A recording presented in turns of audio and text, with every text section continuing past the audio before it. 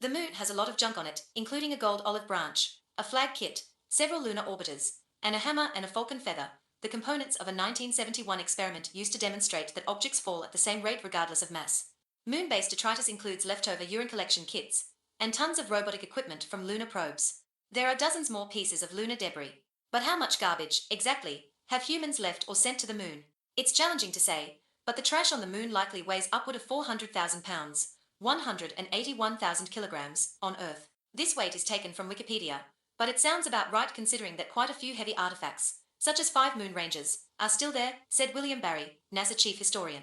Much of this moon litter was left by NASA astronauts who landed on the lunar surface between 1969 and 1972 during the Apollo program.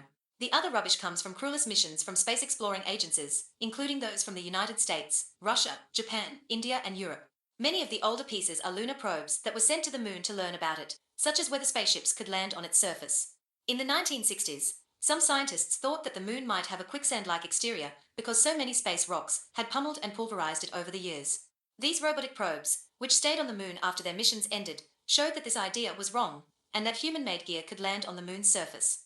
The moon is also home to lunar orbiters that mapped its terrain before they crashed into its surface, adding to the garbage heap. As for the objects left by the Apollo astronauts, there wasn't a lot of thought put into bringing back UN-needed equipment, Barry said.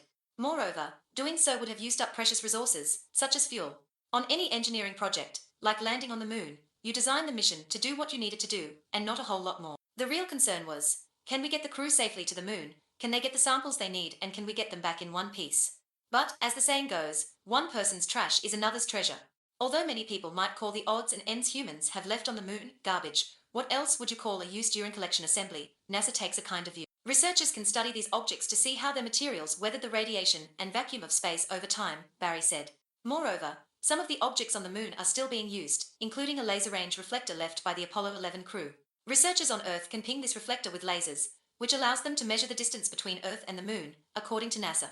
These experiments help scientists realize that the moon is moving away from the Earth at a rate of 1.5 inches, 3.8 centimeters, a year, NASA reported. A detailed updated PDF is available on NASA website, link to which is available in description. Image and information credits NASA. Please support us by liking our video and subscribing to our channel. Thank you.